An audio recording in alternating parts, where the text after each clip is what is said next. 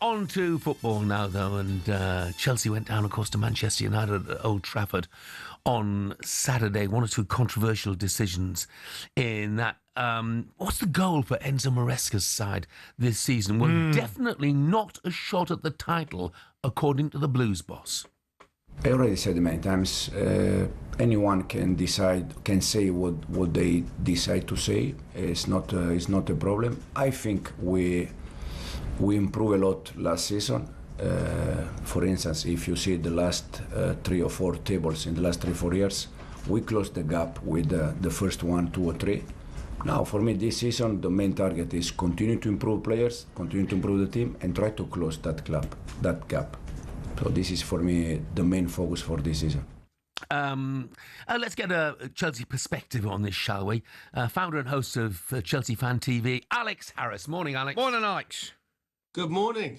Good to be on. Thanks for joining us, mate. We appreciate you joining us. That's not exactly what the Chelsea fans want to hear, mate, is it? It's like Groundhog Day. It was last year as well, wasn't it? Do you know what? I think Moresca, he still has credit in the bank. You know, last time I spoke to you, the last time I spoke to the both of you, obviously I was very angry with regards to Moresca. I think he's got a lot of credit in the bank. You know, he's won 2 trophies. He got top 4 last season. Last season, we never knew what he could do in the Chelsea shirt. Now we've actually got a little bit to work with. So it's not the most inspirational comment in the world. I'll give you that. But at the same time, like if the number one piece of criticism is going to Maresca at the moment, I don't know why that's the case, because he wasn't the reason that we lost to Man United. It was Robert Sanchez. I think Maresca was certainly a factor. He could have done a lot better.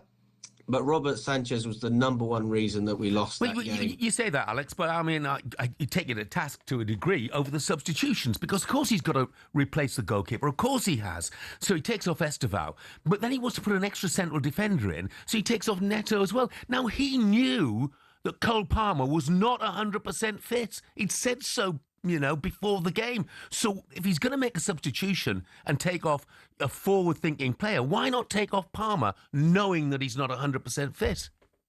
No, I'm with you on that one, Jeff. I am with you. To be fair, he admitted it himself that he made the substitutions too early. One of the worst things that you can hear from managers is that you can't achieve something. But at the same time, is he wrong? Does any Chelsea fan actually believe we're going to win the league? Do we have a better squad than Liverpool? Do we have a better squad than Man City? Do we have that experience yet? I'd say the answer is no. So, my thing is very simple. As long as we can improve, then that is ultimately the goal. So, what can we do that we couldn't do? That we can't. What can we do now, based on the fact that we don't have Club World Cup football, we don't have Conference League football? How can we compare ourselves? Well, we've got to improve our Premier League position. We've got to get more points, ideally finish 3rd or higher. We need to have a respectable Champions League campaign, and we need to win a domestic cup. So these are very simple things that we can achieve, very attainable, but to a degree, not winning 2 trophies. A lot of people would consider that to be a worse season than last year, but I would say the circumstances is very, very different. And we're now in a situation when we can't afford to rotate our starting 11 every single cup game like we did last season. We always played 2 11s. Now we're going into the game against Lincoln, and this is probably the most rotation you're ever going to see, but the pressure doesn't go. You still got to go and take this competition seriously. I mean, Jeff, I was there against Brighton when we lost 3-0. I was there at Newcastle when we lost at St James's. We didn't take the cup competition seriously. So I just want to see an intent. We certainly should have a confidence. We know what it means to win trophies now. We didn't have that last season.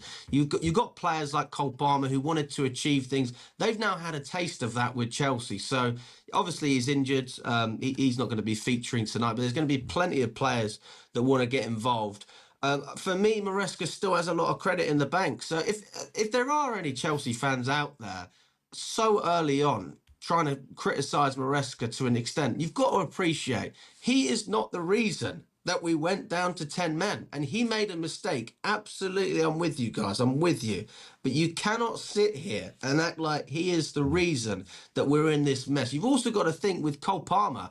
The medical team would have advised Maresca and said that he's able to play. Palmer himself would have given his perspective that, listen, Gaffer, I'm available. I want to do this. So let's not just sit here and act like Maresca's forcing players to play football. He's been advised. The players want to play. Cole Palmer's obviously gone out and said, I'm available. So I don't think it's all on the manager here, but we need to see changes. We need to see a more proactive manager. I think he's been very active as it stands.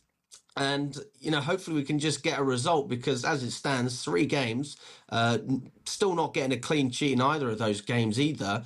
It is starting to get concerning. And that's not just the goalkeeper either. You've got the defence. Obviously, Palmer's now an issue. And in terms of the striker, you've got Delap out as well. So you're starting to have a few problems piling up now. Alex, tell me, mate. I mean, it's listening to you there. You're certainly not unique, but I would suggest, as a football fan, you're probably in the minority with your realistic approach to your club and the way you support them. Now, I actually agree with you. I think Chelsea are some way off winning the title. But when I look at them and I look at the performance in the World Club Championship, I think they are more than capable of beating MD on their day and winning a cup. Do you look at your team right now more of a cup side than a team that's going to win the league? Well, I mean, we've been a cup side for years, almost 10 years now. So it's been a long time since we won the Premier League with Antonio Conte. And if you look at that as well, we didn't even have the best squad in the league when we won the Premier League with Antonio Conte. You can definitely make an argument for that. In terms of being a cup side, I don't have a problem with being a cup side either. People seem to think it's some sort of backhanded comment. It's like, what are you talking about? We're one of the few trophies that's actually consistently winning trophies. Why am I complaining? Now, obviously, I want us to compete for Premier Leagues. I want us to be consistent in the league. You cannot deny, though, that the standard has risen to an extent where you have to be so good in every regard. You have to have players that stay fit. You have to have a big squad. You have to spend big. You've got to have experience. You need a manager that doesn't make mistakes. And you need other clubs to slip up as well. So do all of those things come together in one season? No. But we went from 12th to 6th to 4th. So I'm seeing an upward trend here. I'm not seeing a club that's going downhill. I think we had a capitulation as soon as Clearlake and Bowley came in. No doubt about that. You get your manager wrong a number of times. But now we can all sit here and confidently say that we have a manager who's brought a level of stability to the club. Alex, I've got to stop you, mate. The clock is against us. So, look, thank you very much for joining us. Absolutely. No worries. I tell you what, away to Lincoln, that is no gimme. not. Remember Lincoln's FA Cup run in 2017 when they beat Ipswich and Brighton? Jeff, dare I say it? Burnley, their third. Grimsby. Yeah, absolutely. But and we haven't really mentioned, it's great for Lincoln. I was reading that, the fact they've got TV coverage as well, sold out Sinsel Bank tonight. It's the equivalent to landing a big sponsorship deal on naming rights just from one game. So fantastic for them. Coming up next, more on the Ballon d'Or. talkSPORT Breakfast, waking you up Monday to Friday morning from 6 a.m. on AM, on DAB, via the talkSPORT app and on your smart speaker. talkSPORT.